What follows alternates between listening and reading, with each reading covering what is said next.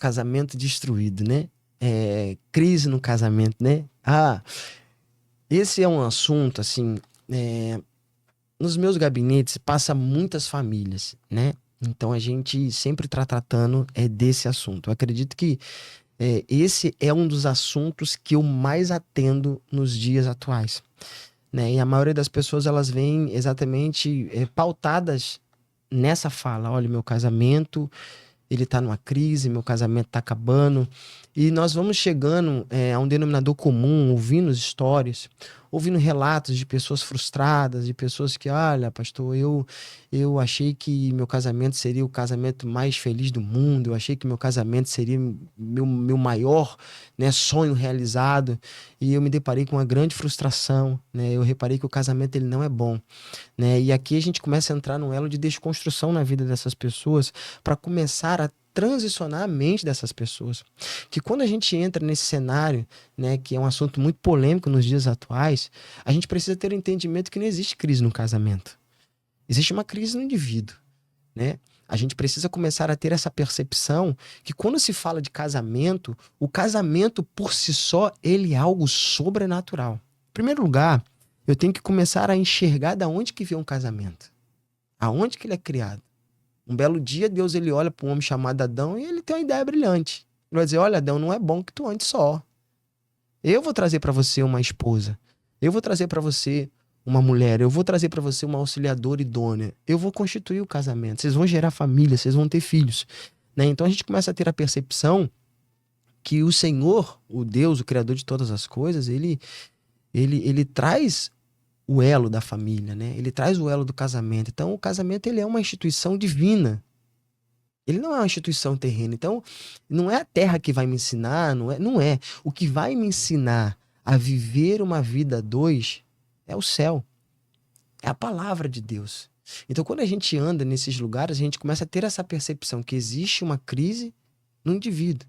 E agora eu pego as minhas crises e eu quero lançar sobre um elo familiar. Eu quero lançar sobre o meu casamento. Aí eu pego as minhas mazelas e quero fazer com que a minha esposa ela seja escrava das minhas mazelas. Eu quero pegar os meus traumas, eu quero fazer que a minha esposa ela seja escrava dos meus traumas. E ali a minha esposa, olhando para tudo isso, ela vai dizer, casamento é isso? Que enrascado que eu me entrei, né? Que loucura que eu fiz da minha vida. Não é isso que eu quero. Não, não é isso. O problema aqui, o Wesley, tô dando eu como exemplo, ele é um Wesley cheio de crise. Ele é um Wesley cheio de traumas, ele é um Wesley cheio de coisas mal resolvidas. E agora eu olho para minha casa, eu olho para minha família, eu penso que eu casei com Wesley. Não, você tem que aceitar como eu sou, você tem que fazer como eu quero. E aqui começa o ambiente. O que eu preciso entender antes disso? O que eu preciso olhar para esse L? Aqui é o meu trabalho na mesa de mostrar para os casais que quando a gente vê o casamento com esses olhos, literalmente vai ser frustrante. O que eu preciso entender, a você que está nos escutando aí, né, nos assistindo, você precisa entender antes de você casar, que o casamento por si só tem as suas próprias jurisdições, cara. O casamento tem as suas próprias leis. Então, se você quer casar, entenda para o seu casamento ser um casamento até que a morte o separe, na saúde, na doença, na pobreza, na riqueza, no dia bom, no dia mau, você precisa respeitar as leis do casamento. O homem precisa entender qual é o papel dele no casamento.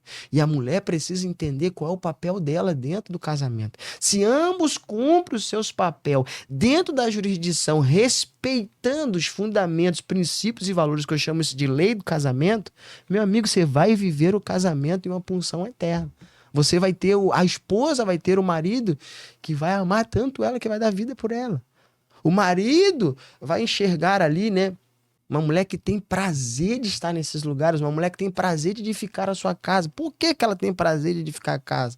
Porque dentro de casa ela tem um homem que está amando ela como Cristo amou a igreja. Então, quando a gente fala de casamento, isso é um assunto muito sério nesses dias. A gente precisa entender que o casamento por si só tem suas próprias jurisdições. Ninguém, meu amigo, ninguém tira ou põe uma vírgula nesse lugar. Se você quer casar, você precisa andar nesses ambientes com uma visão. Eu preciso respeitar as leis que estão instauradas dentro do casamento. É simples, isso é um assunto longo que não dá para destrinchar em um podcast.